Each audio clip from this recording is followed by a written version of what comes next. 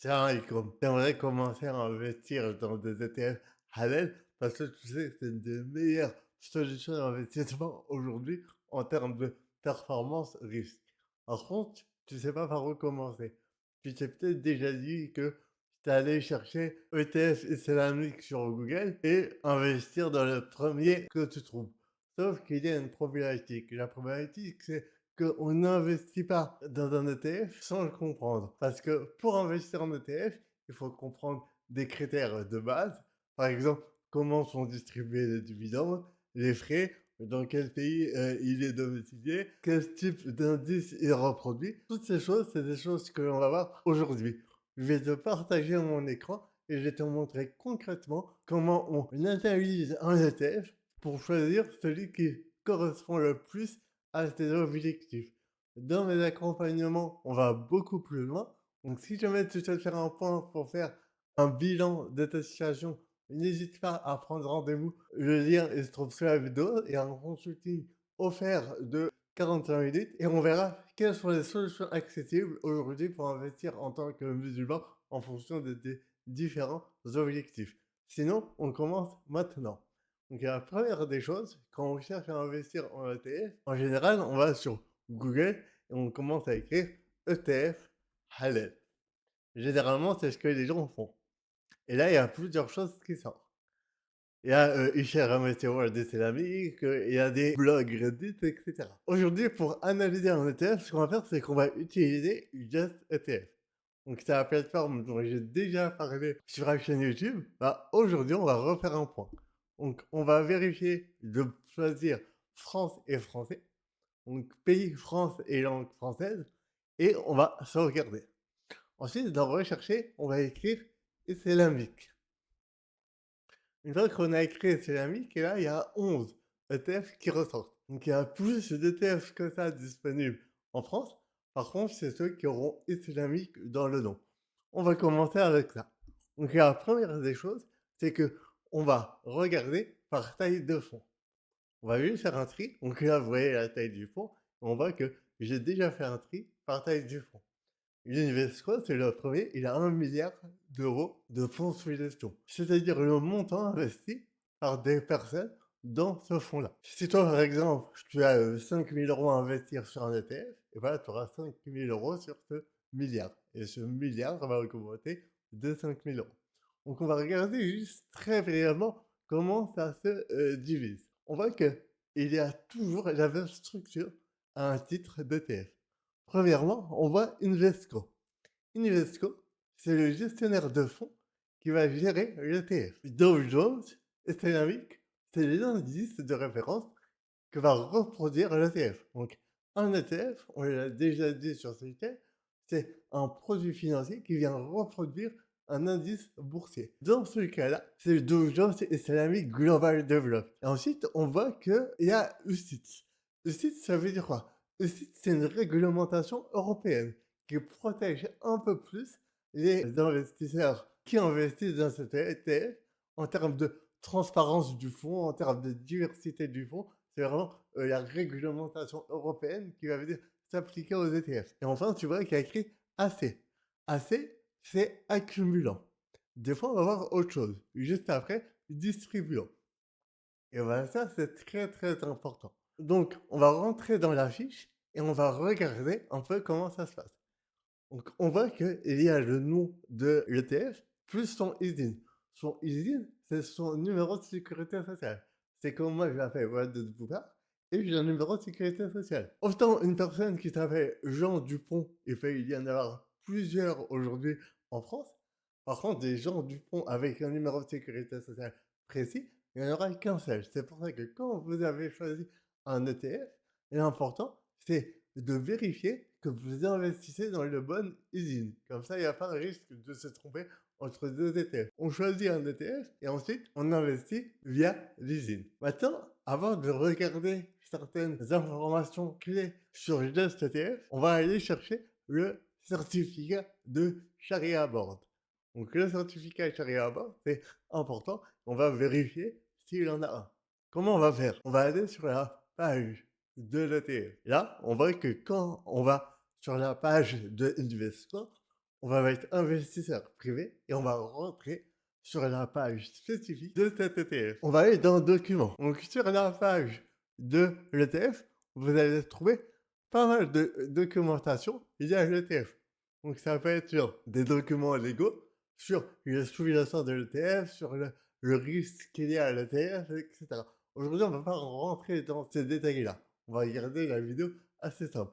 Dans cette documentation, aujourd'hui, ce qu'on va venir chercher, c'est le certificat de Sharia Compliance. On voit que le dernier a été édité en 2024 parce que la certification se fait une fois par an.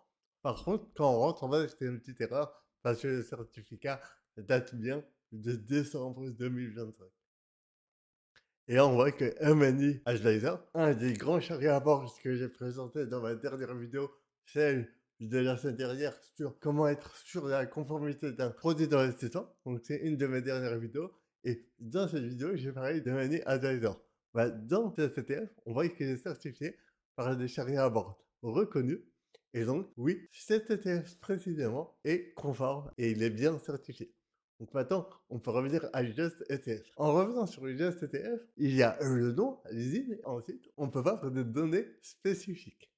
Premièrement, le TER. Le TER, c'est le coût, les frais de gestion liés à l'ETF. C'est-à-dire que si vous avez, par exemple, 1000 euros investis, chaque année, la société de gestion, c'est-à-dire Invesco dans ce cas-là, va prendre 0,40% de votre investissement pour gérer le fonds.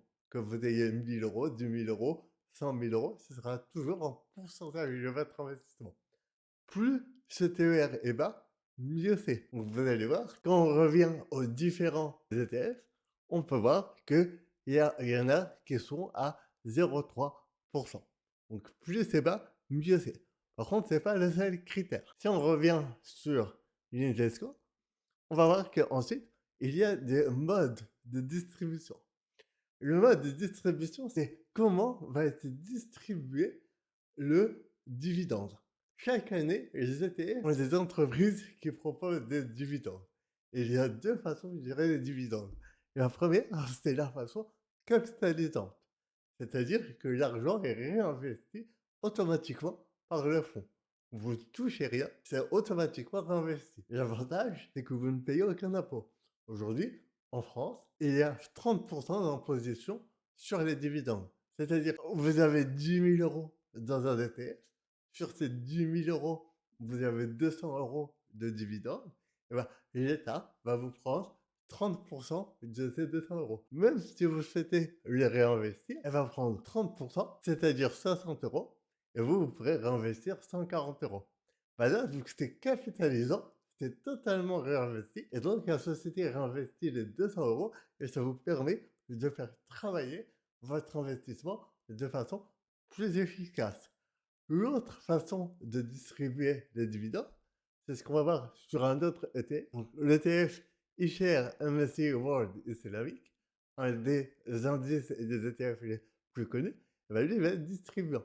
Ça, c'est problématique. Parce que comme je vous ai dit, si vous investissez sur du long terme, vous allez perdre de l'argent à travers l'impôt que vous allez payer sur les dividendes. Quand on investit sur du long terme, sur 5 ans, 10 ans, 15 ans, 20 ans, ce que je recommande, il faut privilégier les ETF capitalisants. Ensuite, on voit la réplication. Il y a deux types de réplication en général. Un peu plus, mais simplifions.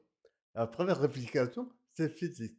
C'est-à-dire que l'ETF achète les actions qui sont sous-jacentes.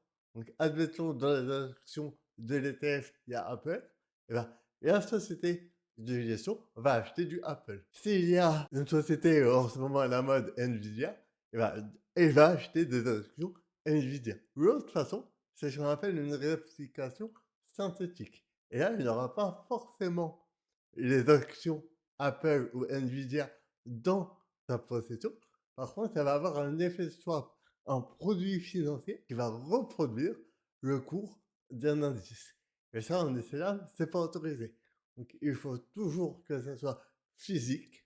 De toute façon, un ETF qui ne sera pas physique ne sera pas certifié. Mais pour qu'un ETF soit halal, il faut que ce soit une réplication physique. Ensuite, il y a la taille du fonds. Donc là, on voit que le iShares MSCI World Islamic, il a 911 millions. Donc c'est déjà qu'il il y a énormément d'investisseurs et il y a énormément d'investissements et souvent c'est corrélé à la date de création. Par contre, c'est pas toujours le cas.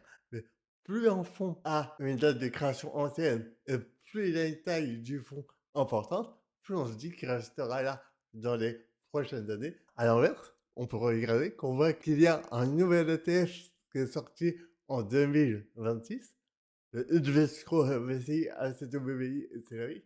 Lui, il est récent.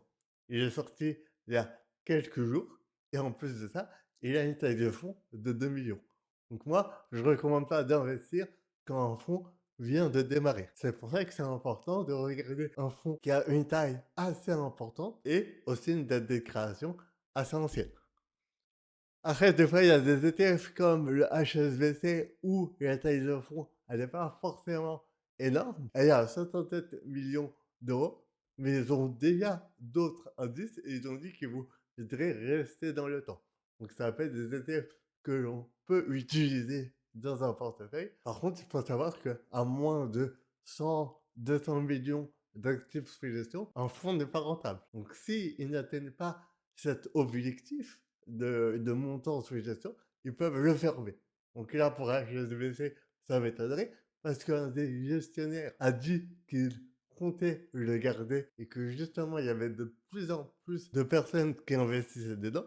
Et généralement, plus un fonds est gros, mieux c'est. Toujours dans la même ligne, on voit qu'il y a 395 actions, sociétés dans l'ETF. Et ça, on peut rentrer dans le détail. Quand on rentre dans position sur une ETF, on voit que la première société, c'est Microsoft. Ensuite, Tesla. Ensuite, Johnson et Johnson. Là, on va voir le pourcentage. 14% pour Microsoft, 5% pour Tesla, ainsi de suite. Et bien ça peut différer d'un fonds à l'autre. Si on va sur l'Invesco, par exemple, et qu'on va dans la position, on voit que la première ligne, c'est Nvidia, et pas Microsoft. Ensuite, Apple. Ensuite, Microsoft à 6%. Ben ça, c'est important de comprendre. Parce que vous pouvez avoir vos propres convictions. Pareil, pour les pays. Vous voyez que là, l'Invesco, l'IGDA, il a 71% de sa position aux US. À l'inverse, le iShare MSCI et Selector, il a 58% aux US. Ben, ça aussi, c'est important de comprendre la composition du fonds pour vous dire, est-ce que je préfère des ETF qui surpondèrent les États-Unis ou est-ce que je préfère des ETF qui ont une allocation sur les États-Unis un peu moins. Enfin, toujours dans la position, on peut voir les secteurs. On voit que les principaux secteurs dans J-Share, MSCI World et CELI, c'est la tech, l'industrie et la santé. Alors que pour l'Invesco, c'est la tech, les biens de consommation cyclique et la santé. Ouais, ça vous permet de comprendre un peu plus comment fonctionne un ETF à travers une fiche. Maintenant, quand on rentre dans l'aperçu, on a vu qu'il y avait différentes informations dans le titre, dont le sous-jacent. Le sous-jacent, c'est Dow Jones Economic Global Market.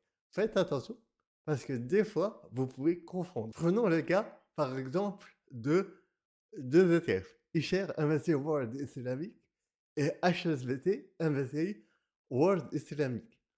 On a l'impression que c'est la même chose, que les deux reproduisent le MSCI World Islamic.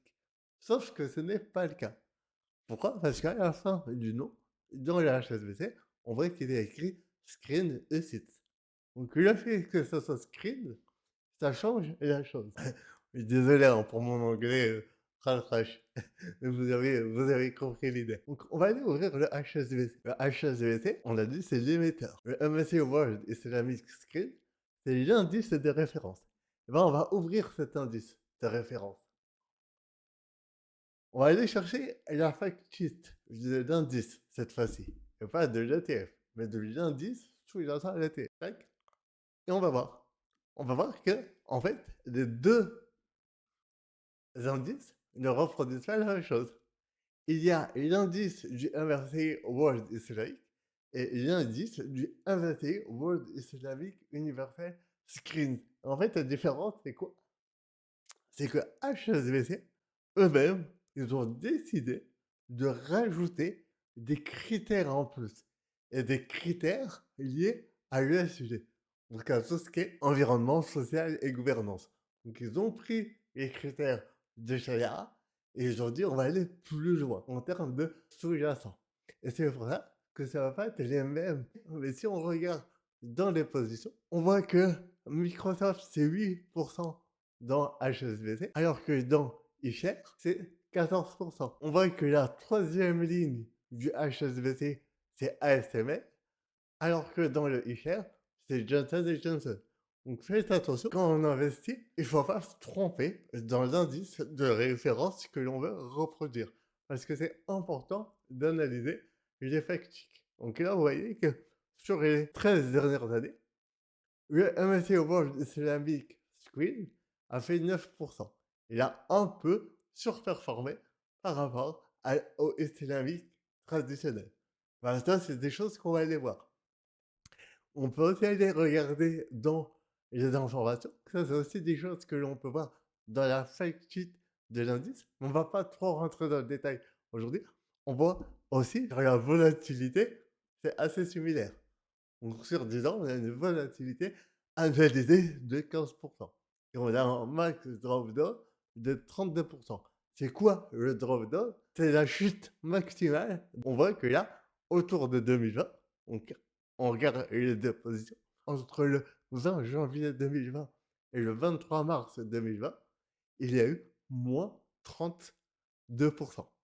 Et sur les deux indices, c'est assez équivalent. Les performances, elles restent somme toute intéressantes, mais il y a des petits écarts.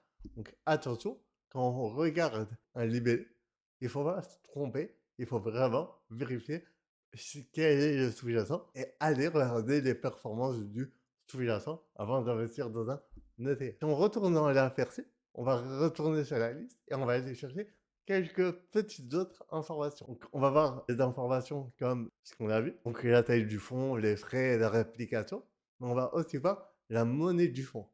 Et en fait, il faut faire attention. Le rendement que vous allez voir sur l'ETF, c'est pas forcément le rendement que vous allez obtenir. Je m'explique. Allons chercher par exemple le rendement du iShare. On va aller chercher par exemple iShare MSCI, on va aller chercher le document du iShare MSCI World Islamic. Donc là, on sort de Just ETF. Donc là, on va aller regarder la performance moyenne. Donc on va aller chercher la documentation. Parce qu'on peut aussi chercher les documentations de chaque ETF, pas uniquement des indices. Donc là, c'est l'indice. On va juste taper MSCI World Islamic. Ça, c'est l'indice MSCI World Islamic. Et ensuite, on va aller chercher l'ETF qui reproduit l'indice MSCI World Islamic. Donc ça va nous donner quelques informations. Et dans les informations, on va aller voir la performance. Donc on peut aller voir la performance annualisée. Maintenant, on va retourner sur Just ETF. Et on va regarder la performance sur, par exemple, 2025. On voit que la performance sur 2025 dans le Just ETF, elle est de 5% sur le iShare MSCI World Islamic. Alors que si on regarde sur le iShare MSCI World Islamic, mais dans la documentation, et que l'on regarde en 2025, on va voir 19,5%. Et là, vous allez me dire, mais comment ça se fait qu'il y a une erreur entre la fiche spécifique de l'ETF et Just ETF? Parce que, en fait, regardez bien. Et ça, c'est très important. Là, vous voyez que la monnaie du fonds, elle est en dollars. Sauf que vous, quand vous investissez de France, vous investissez en euros. Et là, vous voyez que dans le risque de change, il y a écrit non couvert contre le risque de change. Qu'est-ce que ça veut dire concrètement? Eh ben, si on regarde, vous voyez que la performance en 2025 qui représente 5% ici, elle est affichée en euros dans les gestes ETF. Donc dans votre monnaie en tant que Français. Si vous la mettez en dollars, vous avez en réalité plus 19%. Ce qui correspond au rendement qu'on a vu ici, à quelques virgules près. Et vous voyez que ça correspond. C'est pour ça qu'il ne faut pas se tromper. Quand on regarde un rendement, si on a des objectifs de rendement long terme, qu'on regarde en dollars ou en euros, c'est pareil en réalité. Pourquoi? Parce que sur le long terme, le risque de change a tendance à se lisser. Donc, on va regarder par exemple euro, dollar. Si on met par exemple l'euro-dollar sur un an, vous voyez que l'euro face au dollar a fortement augmenté. Donc le dollar a chuté. Par contre, si on regarde sur le long terme, bah, c'est assez à l'équilibre en fait. Ça se stabilise dans le temps. C'est pour ça que quand on regarde un rendement, il faut à la fois analyser les rendements dans la monnaie du fonds, mais également à regarder en euros. Et donc ça, c'est ce que vous pouvez avoir ici. Vous savez quelle est la monnaie du fonds, si votre ETF est couvert ou non contre les risques de change. Et ensuite, vous pouvez voir les différentes informations concernant les performances. Et ça, vous pouvez le trouver à la fois sur Udest ETF, sur les fact sheets de chaque indice, où vous avez des informations sur les rendements, sur les dividendes, etc. Vous voyez qu'il reproduit assez bien son indice de référence. Parce que quand on choisit un ETF, il faut choisir un ETF qui reproduit assez bien, assez précisément son indice de référence. On voit que la ligne verte suit la ligne jaune. Et si on va voir dans Invesco, par exemple, c'est pareil. On voit que la ligne bleue foncé, c'est-à-dire la ligne de l'ETF, suit assez bien la ligne bleu clair qui est son indice de référence. Voilà, ça, c'est des choses importantes à regarder. Est-ce que l'indice de référence est bien suivi par l'ETF? Pour résumer, qu'est-ce qu'il faut regarder quand on investit? Premièrement, regarder les frais. Monsieur, ça va être assez similaire. Regardez l'indice de référence qui va être suivi par l'ETF et l'analyser parce que la composition géographique et la composition sectorielle vont en découler. En général, on va choisir le TR le plus bas, une méthode de distribution capitalisante. Donc, c'est-à-dire qu'on va pas distribuer, mais on va capitaliser. Comme ici, dans le HSBC, on voit que c'est capitalisant. On va prendre une réplication physique, une taille de fonds assez importante. En général, on recommande 200 millions et plus. Après, pour le HSBC, ça peut être aussi être une solution intéressante. On va aller chercher des positions vraiment diversifiées. Ensuite, on va vérifier les performances historiques sur 5 ans, 10 ans ou plus. Et on va vérifier que c'est bien émis par un émetteur reconnu, par exemple HSBC, BlackRock. Donc voilà, aujourd'hui, on a vu quelques points spécifiques sur comment vraiment analyser un ETF. On a vu quelques points spécifiques, mais en réalité, il y en a bien plus. Donc, si tu souhaites mettre en place une stratégie d'investissement, mais que tu ne sais pas par où commencer, n'hésite pas à prendre un lien sous la vidéo. C'est gratuit, ça dure 45 minutes. On fait un point sur ta situation. Je te présente les différentes solutions qui sont adaptées à ta situation, que ce soit en bourse, en immobilier, en crypto-monnaie, en métaux précieux. Et si jamais tu souhaites aller plus loin et te former, je te dirai si l'accompagnement est adapté à ta situation. Parce que je ne prends pas tous les profils, mais uniquement ceux que je peux aider. Et dans ce cas-là, je t'accompagnerai pour te former et te permettre de mettre en place une stratégie d'investissement adaptée à ta situation. Sur ce, salam alaikum. Et si tu as la moindre question, n'hésite pas à la poser en commentaire. Salam.